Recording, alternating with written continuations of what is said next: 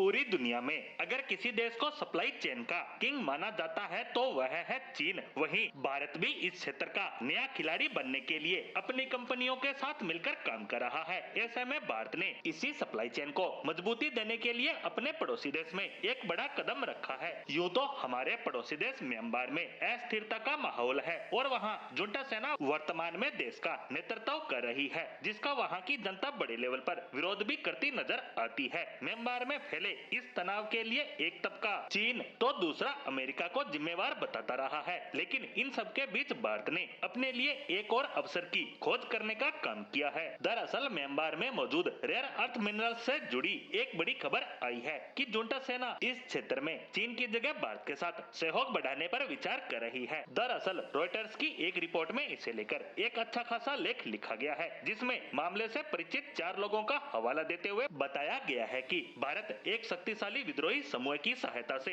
Myanmar में rare earth के नमूने प्राप्त करने पर काम कर रहा है, क्योंकि वो चीन द्वारा कड़े नियम वाले बड़े संसाधन की आपूर्ति की तलाश कर रहा है। आपको पिछले दिनों का वो घटनाक्रम तो याद ही होगा जब चीन भारत को निर्यात किए जाने वाले रेयर अर्थ मटेरियल पर क्लियरेंस के नाम पर अड़ंगा डालने का काम कर रहा था, जिससे भारत का ईवी मार्केट, लैपटॉप, मोबाइल सहित लगभग हर एक इलेक्ट्रिक प्रोडक्ट के प्रोडक्शन में बाधा का सामना करना पड़ रहा था। ऐसे में भारत चीन के विकल्प की तलाश तो कर ही रहा था, जिसमें अब म्यांमार भी एक साझेदार के रूप में शामिल हो सकता है। रॉयटर्स को सूत्रों ने जो बताया है उसके अनुसार सरकार के स्वामित्व वाली सरकारी कंपनी IREL और निजी कंपनी मिडवेस्ट एडवांस मटेरियल, जिसे पिछले साल दुर्लभ पृथ्वी चुंबकों के व्यवसाय के विनिर्माण के लिए सरकार से वित्त पोषण प्राप्त हुआ था, वो इस चर्चा में शामिल हुए। उनका कहना है कि भारत को उम्मीद है कि इन नमूनों का परीक्षण घरेलू प्रयोगशालाओं में किया जा सकेगा, ताकि यह सुनिश्चित किया जा सके कि इनमें भारी